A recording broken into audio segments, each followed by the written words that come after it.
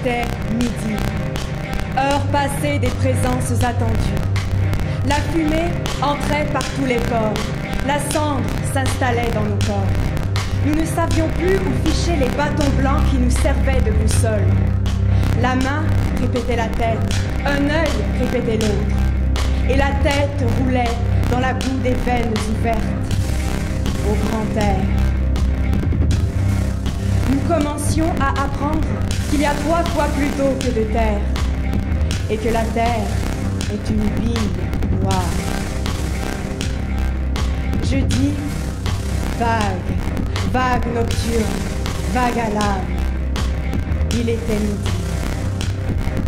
Ce qui nous servait d'abri était plus pâle qu'une humaine, plus faible, plus maigre, plus fragile, et de beaucoup plus dénudé. Le pavillon flottait encore au sommet de la mer, quand nos rêves se déchirèrent et retournèrent à la nuit. Nous agitions les mains dans un aquarium, pour oublier la sécheresse de quelques heures, pour oublier le désert, nous marchions nus dans les ruisseaux. Il était midi sur tous les visages, lumineux cadran des mirages. Et couchés sur le rivage, nous rêvions encore de nos rêves éteints. Il restait quelques mots à répéter par cœur, les autres étaient à écrire. Revenir en arrière et chercher dans les décombres ce qui peut subsister d'un tableau peint au blanc de zinc. Revenir en arrière pour un mot qui nous échappe, un mot pâle, sans intonation. Revenir en arrière à la lueur d'une mémoire sans cesse vacillante. Obscurité inquiétante du plein jour. Et toi, qui m'apparaissais de temps à autre, quelquefois, pas souvent, rarement même, qui m'apparaissait toujours entre 2 cris poussés du fond de l'âme, qui m'apparaissait entre 2 nuits, comme un midi, drapé de tous les mots que je t'avais dit, et 100 000 fois, répétés. On ne savait où donner la tête. Plusieurs la donnaient au premier venu, d'autres la donnaient au lit du fleuve. Les magiciens travaillaient jour et nuit à en faire disparaître des centaines. Et toi, je voyais ta chevelure à la dérive, tes mains signalant de trop nombreux écueils. Nous avions beaucoup à faire. Nous avions à espérer pour des milliers d'autres qui n'espéraient plus. Nous avions trop à faire, rire et pleurer à la fois. On voyait la vie s'en aller en balançant les hanches, encore fraîche et séduisante, encore provocante. La vie s'en allait.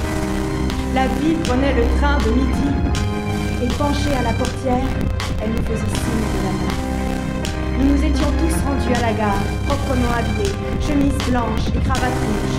Nous étions au départ de la vie. Elle partait. Et nous la regardions partir, nous souhaitant « Bonne chance, bon voyage, bon voyage ». La vie s'en allait. Et quand elle fut partie, on se mit à se regarder, l'un et l'autre, tristement, les uns les autres, sachant bien qu'elle était partie pour toujours, qu'elle ne reviendrait plus. Elle était partie, nous laissant ici, en plein midi.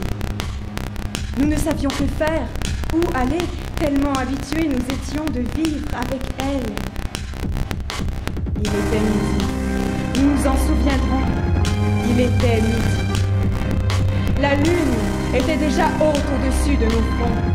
Arme blanche à la main, la nuit attaquait de partout. Le jour faiblissait.